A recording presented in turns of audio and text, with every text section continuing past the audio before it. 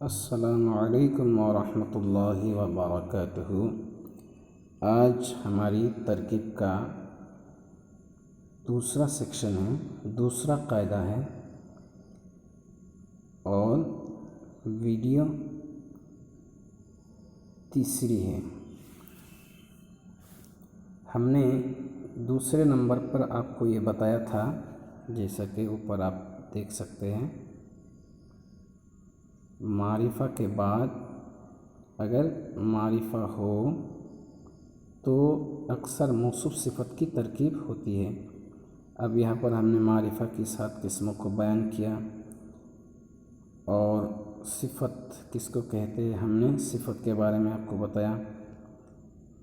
اب آج جو ہے وہی قاعدہ نمبر 1 ہی سمجھیے، اسی کا ایک حصہ ہے، تو یہاں پر ہم نے اس کو الگ سے اس لیے بیان کیا تاکہ سمجھنے میں دقت نہ ہو، کیونکہ ہم نے بالکل شروع کیا ہے بچوں کا بھی خیال کرتے ہوئے، تاکہ ایک ہی بار میں سب کچھ بتا دیا جائے گا تو یاد کرنے میں بھی دقت ہوگی اور سمجھنے میں بھی پریشانی ہوگی۔ ہم نے اس لیے اس کو الگ سے بیان کیا، ورنہ یہ تو اسی قاعدہ میں بیان کر سکتے تھے۔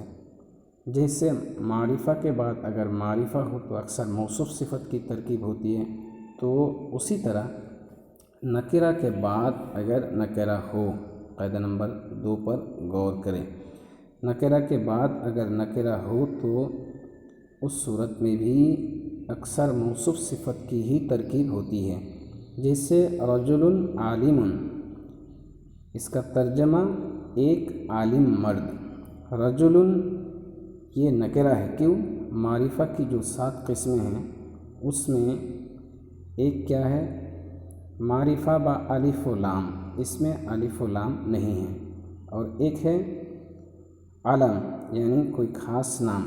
رجل کسی کا خاص نام بھی نہیں، اور اس میں 2 ہی صورت ہو سکتی تھی، دونوں میں سے ایک بھی نہیں ہے، لہذا یہ نکرہ ہے۔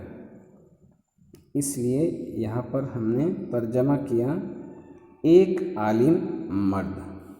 اب نکرہ کہتے کس کو ہے؟ دیکھیے، معرفہ کا الٹا نکرہ ہے۔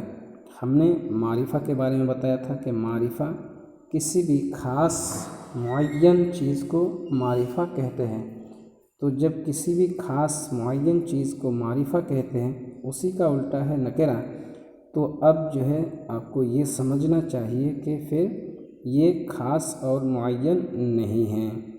تو دیکھیے، نکرہ کا معنی ہوتا ہے کوئی غیر معین چیز، اور جب اردو میں نکرہ کا ترجمہ کرتے ہیں تو اس وقت ایک یا کچھ کا لفظ بڑھا دیتے ہیں۔ جیسے رجل، اس کا معنی ہے ایک مرد، ماؤن کچھ پانی۔ اب موصوف اور صفت کا جب ہم ترجمہ کریں گے تو اس کا کیا طریقہ ہوگا؟ تو موصوف صفت کے ترجمہ کرنے کا طریقہ یہ ہے کہ اردو میں پہلے صفت کا ترجمہ کیا جاتا ہے، اس کے بعد پھر موصوف کا۔ جیسے کچھ ٹھنڈا پانی، اس ترجمہ میں جب ہم نے کہا کچھ، تو اس سے سمجھ میں آنا چاہیے کہ یہ نکرہ ہے، لہٰذا اس کی عربی بناتے وقت الف لام داخل نہیں ہوگا۔ یعنی جب بھی آپ دیکھیں ایک یا کچھ، تو آپ کو سمجھنا چاہیے کہ یہ معرفہ نہیں ہے، اس لیے کہ ایک کا مطلب یہ ہوگا دنیا میں جتنے بھی وہ ہے، جیسے کوئی مرد ہے، جتنے بھی مرد ہیں اس میں سے کوئی ایک، اب وہ کون ہے یہ آپ کو معلوم نہیں، لہٰذا یہ غیر متعین ہے، یہ غیر معین۔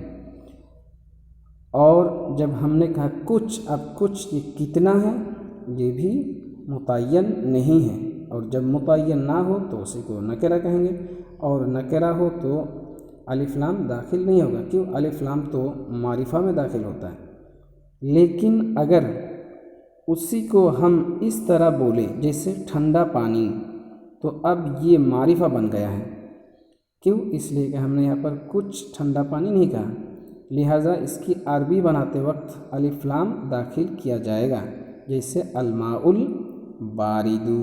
اب اس کا ترجمہ کیا ہوگا؟ ٹھنڈا پانی۔ اب موصوف صفت کا جب ہم ترجمہ کریں گے تو اس میں ایک چیز خیال رکھیں گے कि उर्दू में पहले सिफत का तर्जमा करेंगे। देखिए हमने जो यहाँ पर तर्जमा किया रजुलुन आलिमुन, पहले हमने आलिम का तर्जमा किया, एक आलिम मर्द, और मौसूफ रजुलुन को हमने उसका तर्जमा बाद में किया, यानी एक आलिम मर्द। तो जहाँ पर भी उर्दू में आप देखिए जैसे लाल कलम, तो इसका मतलब हमने पहले कहा लाल कलम, तो ये सिफत है। हमने कहा अच्छा पंखा, तो हमने अच्छा को पहले कहा, तो आप समझ जाइए कि ये सिफत है। सिफत का मतलब है अच्छाई या बुराई, और जिसकी अच्छाई या बुराई बयान की जाती है उसको मौसूफ कहते हैं। तो हम जब तर्जमा करेंगे पहले उर्दू में सिफत का तर्जमा करेंगे, उसके बाद फिर मौसूफ का तर्जमा करेंगे। और अरबी बनाते वक्त जैसे आलिम मर्द या एक आलिम मर्द, दोनों में फ़र्क ये है, आलिम मर्द ये मारिफा है और एक आलिम मर्द ये नकरा है। तो अरबी जब बनाएंगे तो पहले हम जिसको हम बाद में बोल रहे हैं, जैसे एक आलिम मर्द, तो मर्द को हमने बाद में कहा, उसी को पहले लिखेंगे रजुलुन। अब जैसे एक कहा इसलिए यहाँ पर हमने नकरा इस्तेमाल किया, मारिफा इस्तेमाल नहीं किया। आप मारिफा की जो 7 किस्में हैं उनको ज़रूर याद करें और तरकीब क्लास 2 को देखें, उसमें सब कुछ हमने बयान कर दिया। और सिफत किसको कहते हैं, सिफत की कितनी किस्में हैं, वो सब आप क्लास नंबर 2 में देखिए, फिर इस क्लास को देखिए और आपको आसानी से समझ में आ जाएगी।